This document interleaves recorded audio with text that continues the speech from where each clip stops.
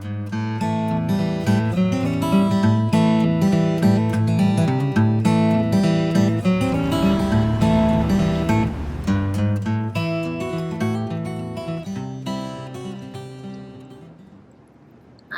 today it is January 22nd and we are at the Scripps Institute of Oceanography at the University of San Diego, California. Today we're coming inside because we're going to see the place where they create the Argo floats that we will be deploying off of our sailboat SV Libby between Galapagos and the French Marquesas. So come with us, we're going to go see what they do to make these things and learn a lot more. Would have gotten a haircut. Hi, John. Hi. Nice to meet you. I'm Dina. John Gilson. Great. Nice to meet you. And thanks for having us here today. Oh, of course. I brought the nice weather. Yeah, you did. Yesterday you was all certainly did, and a foggy beautiful view. Oh my gosh.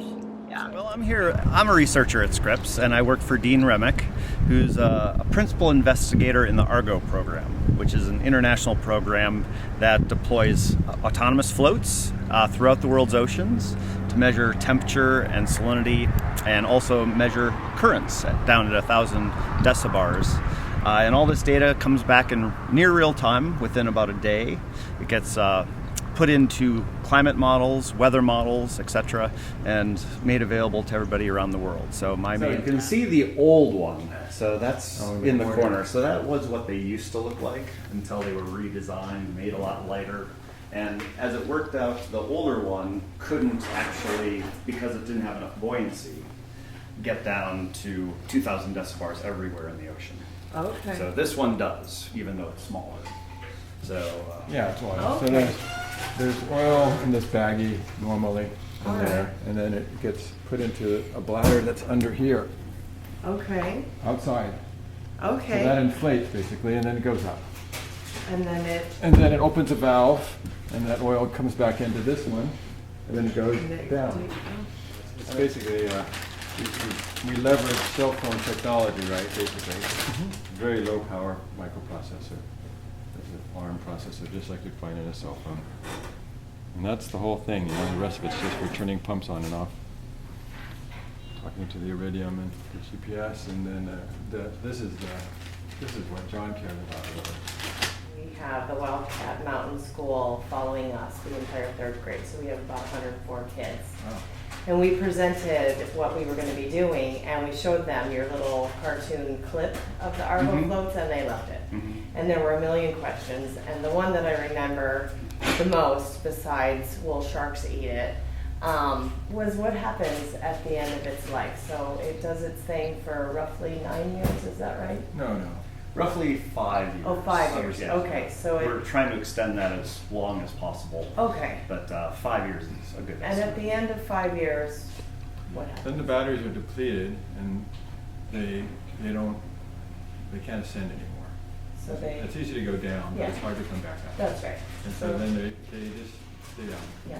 Okay. That's what we told them. We just weren't sure. And sharks do bite. And sharks do bite them. They'll love that part. So you're going to load up on Libby, 8 of them? Okay. And so these are all to be deployed between Galapagos and French Marquesas along the route. Okay. And this is exactly how they're going to be stored inside of our boat? Yes. All 8 of them? They'll be in a plastic bag, but Okay. other than that, you take the bag off. Okay. And then general deployment procedure is what? Plop them in the ocean. Cardboard and all? Cardboard and all. Okay. They will have, they may have red tape on them, like that. Okay. If you ever see red tape, remove it. Remove the red tape. They'll have water-soluble tape going around it this way. Okay. And then they'll go in, the tape will dissolve, they will open up, put the tape off.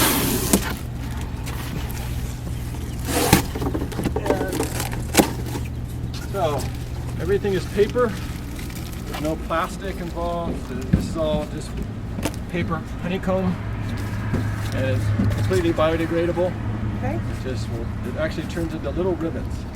Okay. And goes away, and the float will just flop out. It's pretty heavy. This is the first one that's going to deploy? Yes. Okay. 8334. 8334.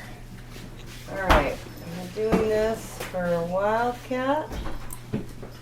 Don't let me spell it now.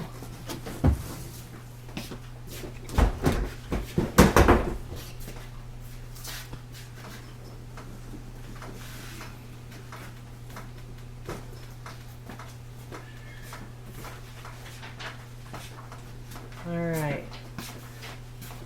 3rd grade. This is for you.